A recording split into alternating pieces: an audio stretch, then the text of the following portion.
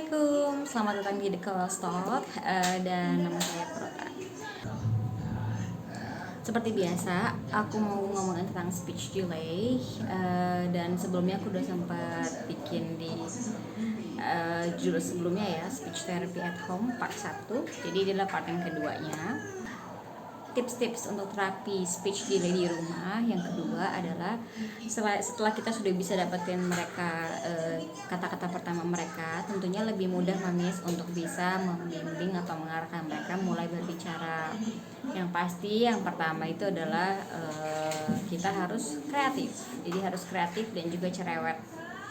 Kreatif dalam artian ketika mereka mulai bosen, mulai jenuh, misalnya belajar sebutin nama-nama benda, mungkin kita bisa menggunakan mainan mereka, jadi hal-hal yang mereka suka, jadi mereka akan bisa lebih mudah menerima ilmu atau cara komunikasi yang kita ajarkan kepada anak.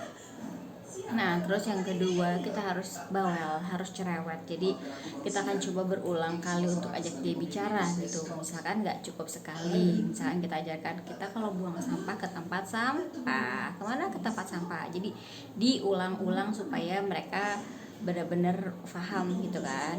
Nah, misalnya tuh di kamar tidur atau di dapur, nanti kalau mereka bisa menyebutkan beberapa kata, misalkan 5 kata, kemudian kita kasih dia mereka reward berupa stiker misalkan, atau ya lebih gampang sih stiker kan lucu-lucu tuh mamis yang ngajak kecil.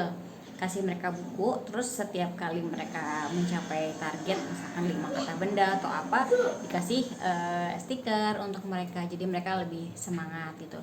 Dan yang ketiga adalah kita harus rajin-rajin untuk mencatat progresnya mereka, karena terkadang kita ngerasa kayak kok anak kita kayaknya nggak berkembang gitu, masih jauh dibanding yang lainnya. Mamis, kita harus sadar bahwa ternyata sebenarnya banyak, aku juga tadinya gitu, ngerasa kayak kok nggak ada perkembangan, tapi begitu aku coba melihat record video mereka beberapa bulan yang lalu misalkan, terus juga aku coba tulis ada berapa kata yang sudah pernah dia sebutkan gitu kan, cari dicatat, ternyata udah banyak banget. Dan ya udah, akhirnya disitulah kita merasa bersyukur dan kita akan merasa terpacu untuk lebih banyak ngajarin anak-anak lagi tentang kosakata.